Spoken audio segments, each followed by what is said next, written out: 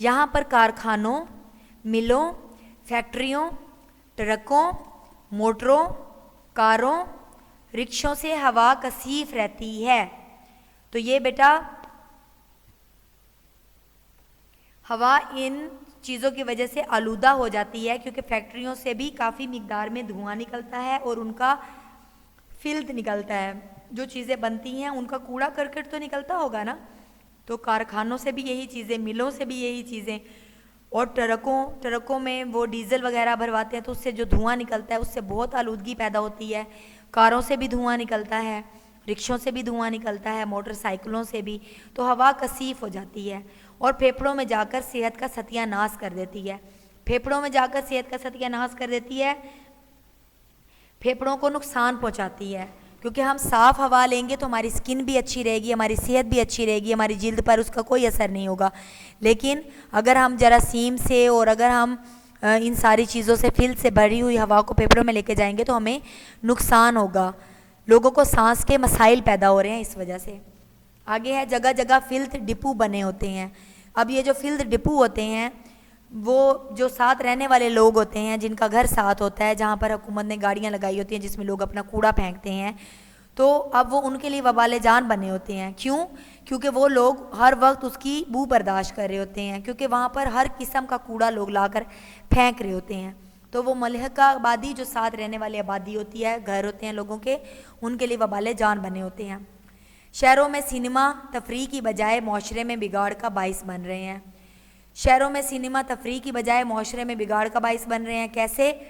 کیونکہ اس سے بچے جو خاص طور پر ٹین ایجر ہوتے ہیں، جو کہ 6, 7, 8 اور اس کے بعد 10 تک، 11, 12 تک جو کلاسز میں بچے آتے ہیں، میں مینشن اس لیے کر رہی ہوں کیونکہ یہ وہ ایج ہوتی ہے جس میں بچے سمجھتے ہیں کہ ہم بہت زیادہ بڑے ہو گئے ہیں، ہمارے پیرنٹس کو کچھ نہیں پتہ، ہمیں اس دور کا زیادہ پتہ ہے، ہمیں یہ ایپ بھی چلانی آتی ہے، ہمیں یہ سب کچھ بھی آتا ہے۔ تو بیٹا ایسا نہیں ہوتا، اس چیز میں آپ لوگ غلط ہوتے ہو۔ آپ کی ٹیچرز آپ کو وہ چیز بتائیں گے جو آپ کے حق میں بہت بہتر ہوگی۔ میں آپ کو یہ چیز کیوں بتا رہی ہوں؟ کیونکہ آپ کے والدین کا تجربہ ہوتا ہے، آپ کے والدین کی زندگی گزر چکی ہوتی ہے، اب ان کی جو زندگی کا تجربہ ہوتا ہے وہ آپ کو اس کے مطابق کسی چیز سے منع کرتے ہیں اور اس کے مطابق وہ آپ کو کسی کام کو کرنے کے لیے بولتے ہیں۔